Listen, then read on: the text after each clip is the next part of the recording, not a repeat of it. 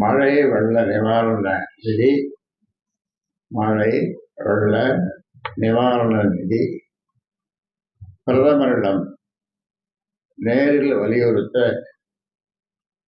அனைத்து கட்சி குழுவை அனுப்ப வேண்டும். தமிழ்நாட்டில் வெள்ளல் புயலில் பெய்த மழை, அதனால் காப்பரவணையிலிருந்து முன்னறிவிப்பின்றி தண்ணீர் திறந்து விடப்பட்டது. பலவற்றாக ஏற்பட்ட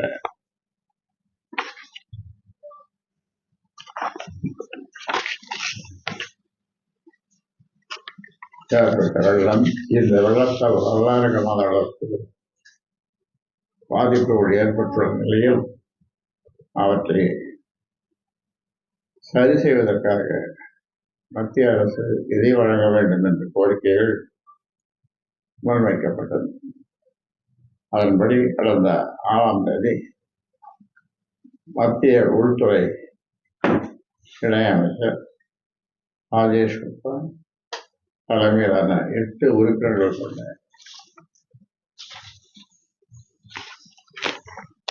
மத்திய குழு தமிழ்நாட்டுக்கு வந்து பாதிக்கப்பட்ட பகுதிகளையும் புதுச்சேரியையும் ஆய்வு செய்துவிட்டு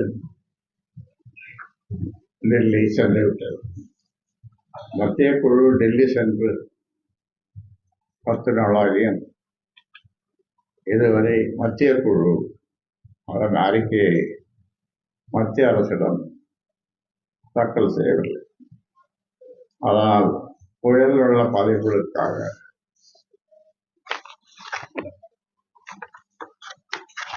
தமிழ்நாட்டுக்கு மத்திய அரசு இதுவரை எந்த நிதியும் ஒதுக்கவில்லை. இதற்கு முன் தமிழ்நாட்டுக்கு ஏற்கனவே ஒதுக்கீடு செய்யப்பட்டிருந்த மாநில பேரிடர் நிதியிலிருந்துதான் ரூபாய் 945 கோடி வழங்கியது. இது மத்திய அரசின் நிதி இல்லை. பெஞ்சா புயல் பாதிப்புகளை களைவதற்காக தமிழ்நாடு அரசு எவ்வளவு நிதி கேட்டாலும் அதை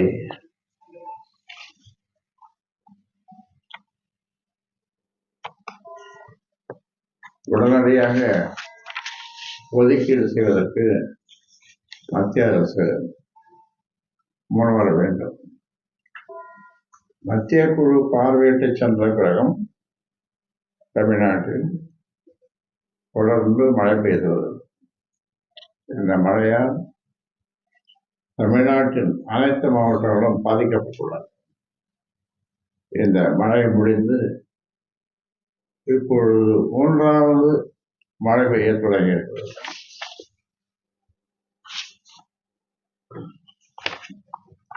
எனவே மத்திய குழு ஆய்வு நடத்திய போது ஏற்பட்டிருந்த பாதிப்புகளை விட பல மடங்கு பாதிப்புகளுக்கு கடலூர், விழுப்புரம், கள்ளக்குறிச்சி மற்றும் நெல்லை உள்ளிட்ட தென் மாவட்ட மக்கள் ஆளாகியுள்ளனர். இன்றைய சூழலில் புதிய பாதிப்புகளை ஆய்வு செய்ய மத்திய குழுவை அழைப்பதும் அந்த குழு ஆய்வு செய்து அறிக்கை அளிக்கும் வரை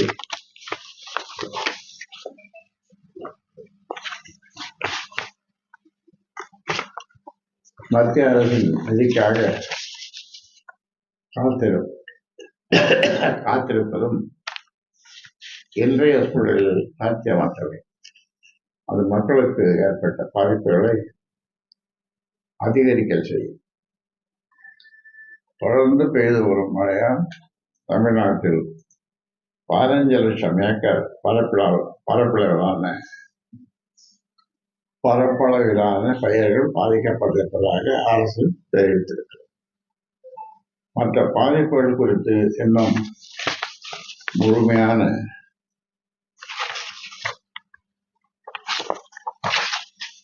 கணக்கெடுப்புகள் மேற்கொள்ளப்படவில்லை.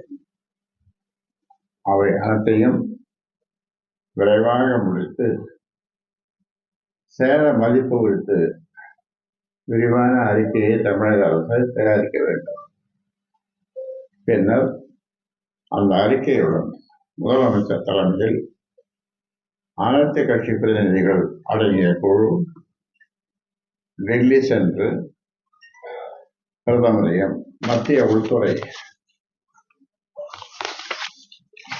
அமைச்சரையும் சந்தித்து தமிழ்நாட்டுக்கு வழங்கப்பட வேண்டிய நிவாரண நிதியை உடனடியாக வழங்க வேண்டும் என்று வலியுறுத்த வேண்டும். மத்திய அரசும் கடந்த காலங்களைப் போல அல்லாமல் தமிழ்நாட்டின் மழை வெள்ள பாதிப்பை சரி செய்வதற்கு தேவையான நிதியை விரைந்து வழங்க நடவடிக்கை எடுக்க வேண்டும்.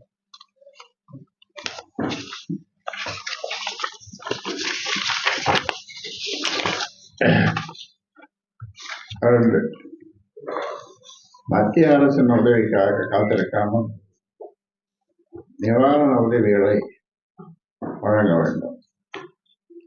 மழை வெள்ளத்தால் கடுமையாக பாதிக்கப்பட்ட உழவர்கள் கால்நடைகளின் உரிமையாளர்களுக்கு தமிழக அரசு இதுவரை எந்த உதவியும் செய்யவில்லை. தமிழக அரசால் அறிவிக்கப்பட்ட நிவாரண உதவியும் போதுமானது. ஒரு ஏக்கரில் நெல் சாகுபடி செய்ய 30,000 வரை செலவாகும் என்று மதிப்பிடப்பட்டுள்ள நிலையில் அரசு சார்பில் ஏக்கருக்கு ரூபாய் 6,800 மட்டுமே வழங்கப்படும் என்று அறிவிக்கப்பட்டதை ஏற்றுக்கொள்ள முடியாது. அதே போல் மத்திய அரசு நிதியை வழங்கிய பிறகுதான் உழவர்களுக்கு இழப்பீடு வழங்கப்படும் என்பதும் நியாயமல்ல. எனவே ஏக்கருக்கு ரூபாய் 40,000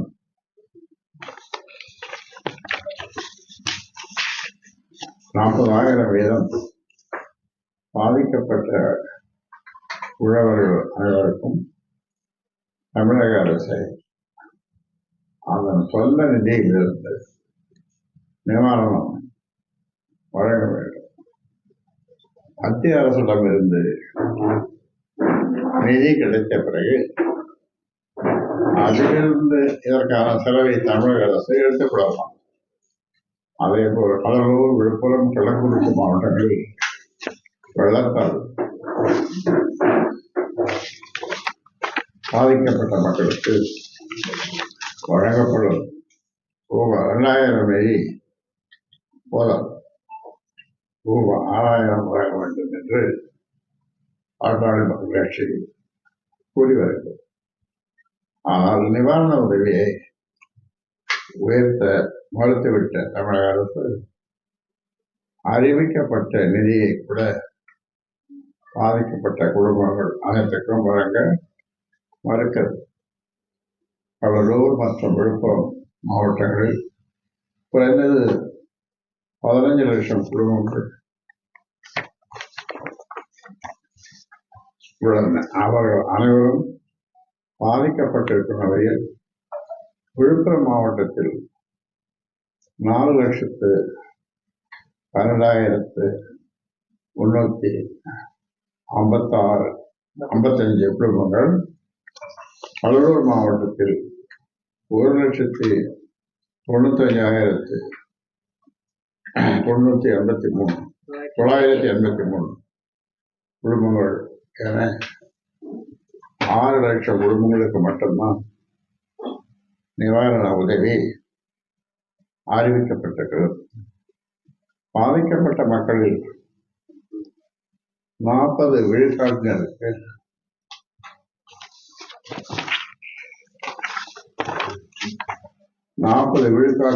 மட்டும் இழப்பீடு வழங்குவது எந்த வகையிலும் நியாயமில்லை.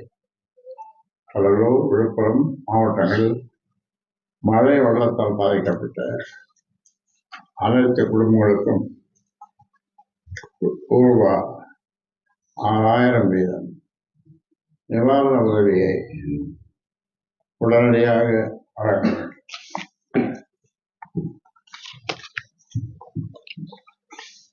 வேண்டும். கடன் வாங்குவதிலும் வாங்கிய கடனுக்கு வட்டி கட்டுவதில் தமிழகம் முதலிடம். திராவிட மாடல் அரசின் சாதனை. திராவிட மாடல் அரசின் சாதனை. தமிழ்நாட்டை முதன்மை மாநிலமாக்குவதாக கூறி ஆட்சிக்கு வந்த திமுக இப்போது கடன் வாங்குவதிலும் வாங்கிய கடனுக்கு வட்டி கட்டுவதிலும் தான் முதலிடத்தில் பிடித்திருக்கிறது.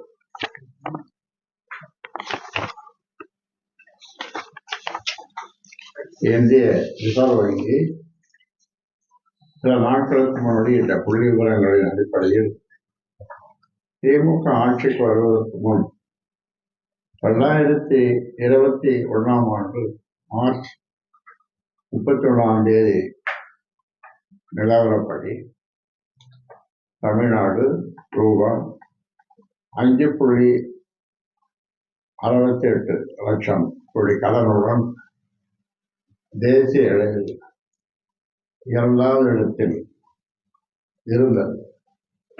உத்தரப்பிரதேசம் லட்சம் கோடி 5.68 லட்சம் கோடி லட்சம் தான் சொல்லிருக்கீங்க, கோடி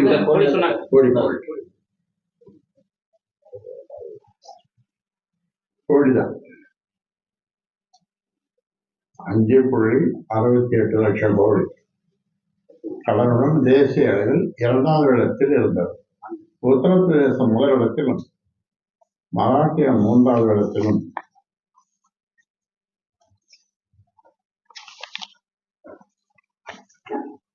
இருந்தன. திமுக ஆட்சிக்கு வந்த பின்னர் 2021 ஆண்டு மார்ச் இறுதியில் உத்தரப்பிரதேசத்தை 2வது இடத்திற்கு தள்ளிய தமிழ்நாடு ரூபாய் 6.67 கோடி கடனுடன் முதலிடத்தை பிடித்தது. 6.67 லட்சம் கோடி 6.67 கோடி 6.67 லட்சம் கோடி 6.67 லட்சம் கோடி 6.67 லட்சம் கோடி கடனுடன் முதலிடத்தை பிடித்தது.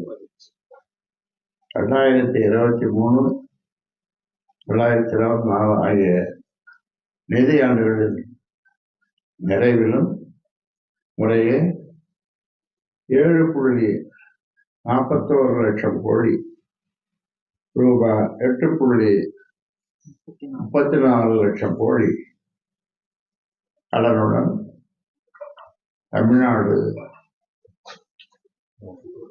முதலிடத்தை உறுதியாக பிடித்துக் கொண்டிருக்கிறது. இது பேரவலம். வட்டி செலுத்துவதிலும் இதே நிலைதான்.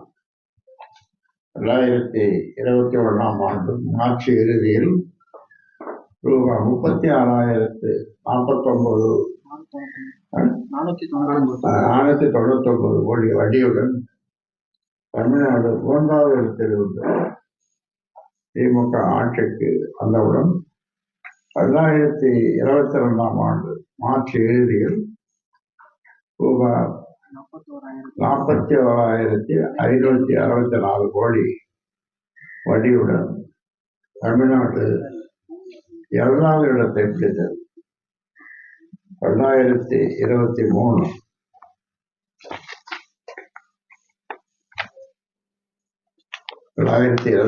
ஆண்டில் ரூபாய் 46,216 கோடி வட்டியுடன் முதலாவது இடத்திற்கு முன்னேறிய திமுக அரசு ரூபாய் 50,670 கோடி கடனுடன் 54,676 கோடி கடனுடன் 2024 ஆண்டும் முதலிடத்தை தக்க வைத்துக் கொண்டிருக்கிறது. இந்த நிலை நீடித்தால் தமிழக அரசு அடுத்த சில ஆண்டுகளில் நாம் திவாலாகிவிடும். இதை தடுக்க தமிழக அரசு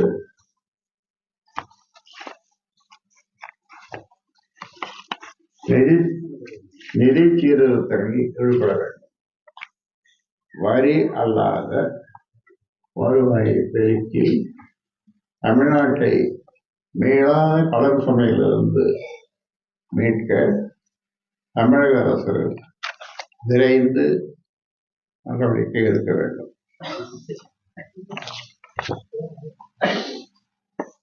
நாலாவது, தமிழ்நாட்டில் நடப்பாண்டிலும் 10ஆம் வகுப்பு பொதுத் தேர்வில் தமிழ் கட்டாய பலன் இல்லை. அன்னை தமிழுக்கு தொடர்ந்து துரோகம் செய்யும் திமுக அரசு தமிழ்நாட்டில் 10ஆம் வகுப்பு பொதுத் தேர்வுகள் வரும் மார்ச் மாதம் தொடங்கப்பட உள்ள நிலையில் இந்த ஆண்டும் தமிழகம் தமிழ் கட்டாய பாடம் இல்லை என்றும் மொழி சிறுபான்மையினர் அவர்களது தாய்மொழி பாடத்தில் தேர்வு எழுதலாம் என்றும் தமிழக அரசு அறிவித்திருக்கிறது. தமிழ்நாட்டில் தமிழ் கட்டாய பாடத்திட்டம் இயற்றப்பட்டு 19 ஆண்டுகள் 19 ஆண்டுகள் ஆகின்றன. ஆனால் இன்னும் தமிழை கட்டாய பாடமாக்க முடியவில்லை என்பதற்காக ஆட்சியாளர்கள் அவமானப்பட வேண்டும். ஆனால் அவர்களுக்கு தமிழை பற்றியெல்லாம் எந்த கவலையும் இல்லை. தமிழ் கட்டாய பாடச்சட்டம் செல்லும் என்றும் 2023ஆம் ஆண்டு முதல் 10ஆம் வகுப்பு பொதுத் தேர்வுகளில் தமிழை கட்டாய பாடமாக்க வேண்டும் என்றும் சென்னை உயர்நீதிமன்றம் ஆணையிட்டது. அதை எதிர்த்து தனியார் பள்ளிகள் உச்ச நீதிமன்றத்தில் மேல்முறையீடு செய்தன. அந்த வழக்கு 2023ஆம் ஆண்டு ஜூலை மாதம் விசாரணைக்கு எடுத்துக் கொள்ளப்படும் என்று நீதிபதி ரஞ்சன் கிஷன் கவுல் அறிவித்தார். ஆனால் கடந்த ஆண்டு ஜூலை மாதம் அந்த வழக்கை விசாரணைக்கு கொண்டு வர தமிழக அரசு எந்த நடவடிக்கையும் எடுக்கவில்லை. அதன் பின் 1.5 ஆண்டுகள் ஆகிவிட்ட நிலையில் இருந்தவரை அந்த வழக்கை விசாரணைக்கு எடுத்துக்கொள்ளும்படி தமிழக அரசு வலியுறுத்தவில்லை. அதன் விளைவுதான் தமிழ்நாட்டில் இன்று வரை தமிழை கட்டாய பாடமாக்க முடியவில்லை. ஒரு மாநிலத்தில் அதன் தாய்மொழியை படிக்காமல் பட்டம் பெற முடியும் என்பது அந்த மொழிக்கு செய்யப்படும் துரோகமாகும். அந்த துரோகத்தை திமுக அரசு கடந்த 3 ஆண்டுகளாக தொடர்ந்து செய்து வருகிறது. இனியாவது அந்த நிலையை மாற்றிக்கொண்டு உச்ச நீதிமன்றத்தில் நிலுவையில் உள்ள வழக்கின் விசாரணையை விரைவுபடுத்தி தமிழ் பாடத்தை கட்டாய பாடமாக்க வேண்டும்.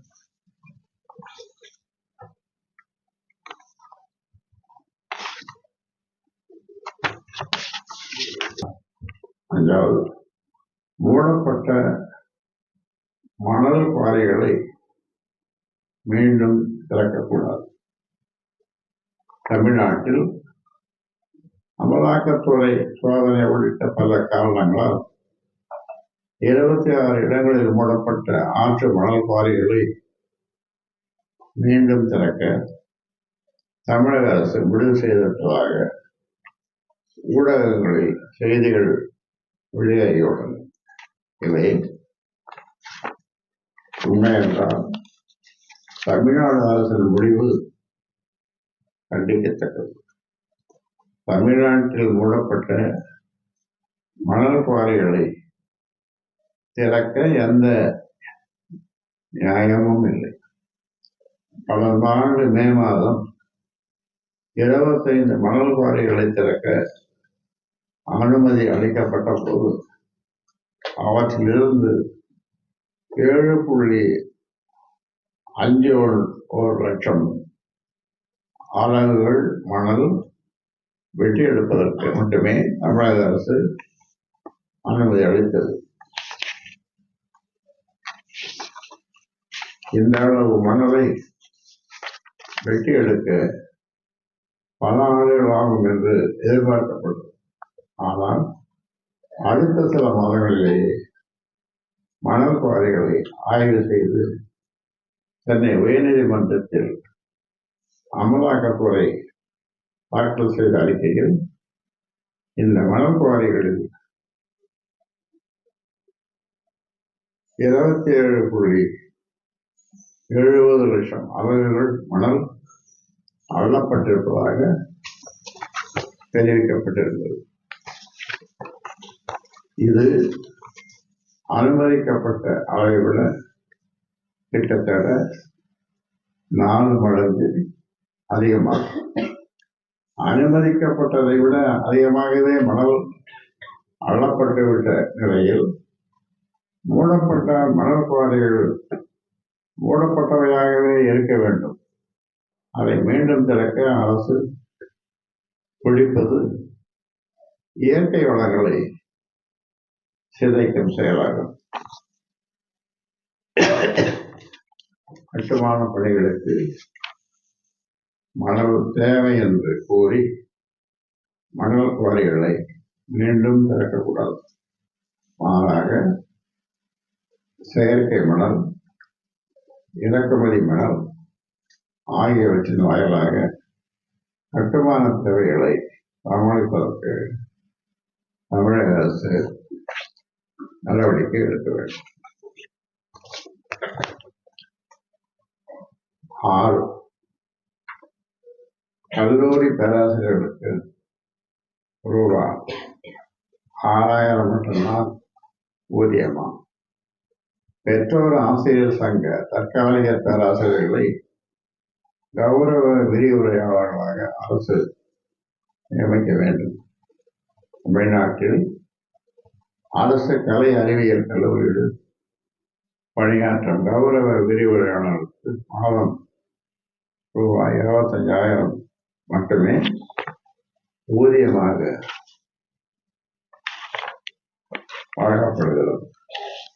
இந்த மிக குறைந்த ஊதியம் போதுமானதல்ல என்பதால் அவர்களுக்கு ரூபாய் 50,000 ஊதியம் வழங்க வேண்டும் என்று உயர்நீதிமன்றம் ஆணையிட்டுள்ளது. அவர்களின் பணி நிலைப்பு கோரிக்கையும் எழுந்துள்ளது. அவர்களை விட மிக மோசமான நிலையில் ஒரு தரப்பினர் உள்ளனர்.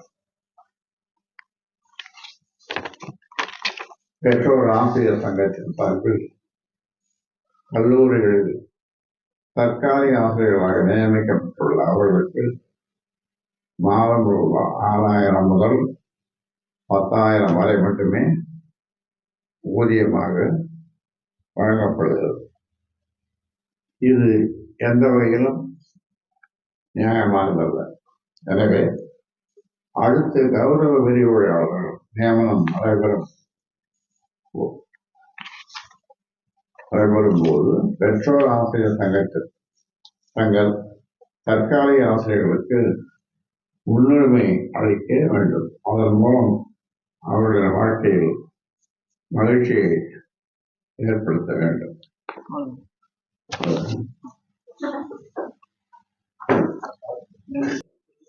பதிலும் நான் கலைஞர் பாணியில் ஒரே நாடு ஒரே தேர்தல் தொடர்பான பாட்டாளி மக்கள் கட்சியின் நிலை என்ன என்று செய்தியாளர்களான நீங்கள் எழுப்புகிறீர்கள்.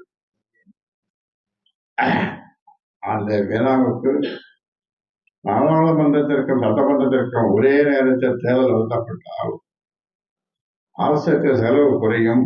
ஆண்டு முழுவதும் ஏதேனும் ஒரு மாநிலத்தில் தேர்தல் நடத்தப்படுவதால் அரசின்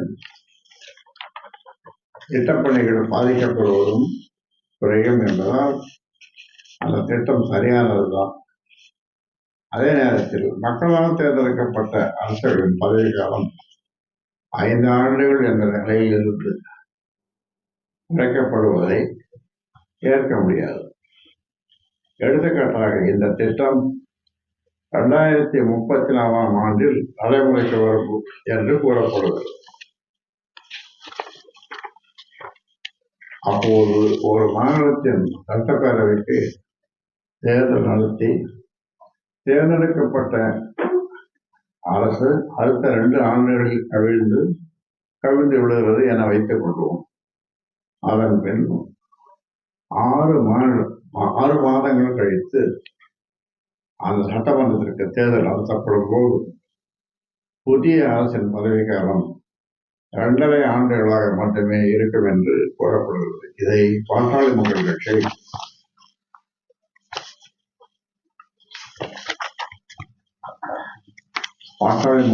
மக்கள் கட்சியால் ஏற்றுக்கொள்ள முடியாது. நாடாளுமன்ற மக்களவையில் தாக்கல் செய்யப்பட்ட ஒரே நாடு ஒரே தேர்தல் சட்டம் இப்போது நாடாளுமன்ற கூட்டுக்குழுவின் ஆய்வுக்கு அனுப்பப்பட்டுள்ளது. அதில் என்ன முடிவு எடுக்கப்பட உள்ளது என்பதை பார்க்க வேண்டும். அதன் அடிப்படையில் தான்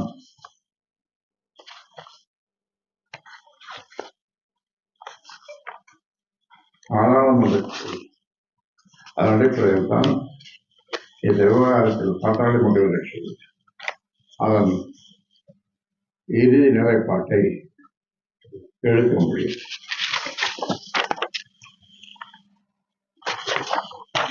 இன்னொரு கேள்விங்க, அதுக்கு பதில் நான் சொல்லலாம். நாடாளுமன்றத்தில் உரையாற்றும் போது ஆனால் அம்பேத்கரை உள்துறை அமைச்சர் அமித்ஷா அவமதித்து விட்டதாக எதிர்கட்சிகள் போராட்டம் நடத்துகின்றனர் என்ற கேள்வி நாடாளுமன்ற மாநிலங்களவையில் இந்திய அரசியலமைப்பு சட்ட தொடர்பான விவாதத்திற்கு செலவழிக்கப்படும் என்று பதிலளித்து பேசும்போது அம்பேத்கரை அமித்ஷா அவமதித்து விட்டதாக எதிர்கட்சிகள் குற்றம் சாட்டியுள்ளனர். ஆனால் தமது உரையை முழுமையாக பார்க்காமல் ஒரு பகுதியை மட்டும் வைத்துக் கொண்டு எதிர்கட்சிகள் எவ்வாறு கூறுவதாகவும் தாம் அம்பேத்கரை மிகவும் மதிப்பதாகவும் அமித்ஷா கூறியிருக்கிறார். பாட்டாளி மக்கள் கட்சியை பொறுத்தவரை ஆனால் அம்பேத்கர் விமர்சனங்களுக்கெல்லாம் அப்பாற்பட்டவர். அவரை எவரும் அவமதிக்க முடியாது. அனைத்து கட்சிகளும் ஆனால் அம்பேத்கரை போற்றித்தான் ஆக வேண்டும். அவர் உலக அளவில் ஒரு மிகப்பெரிய பேரறிஞராக இருந்து பட்டியலின மக்கள், பிற்படுத்தப்பட்ட மக்கள், மிக பிற்படுத்தப்பட்ட மக்கள் எல்லா மக்களுக்காகவும் பாடுபட்டவர், இடஒதுக்கீட்டுக்கு வழி செய்தவர். அந்த வகையிலே அவரை கொச்சைப்படுத்தியோ அல்லது வேறு வகையிலோ அவரை அவமதிப்பதை அனுமதிக்க முடியாது.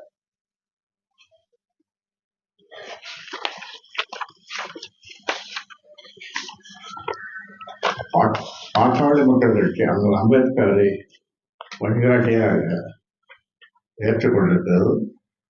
ஒரே நாளில் 7 அம்பேத்கர் சிலையை நான் திறந்தேன்.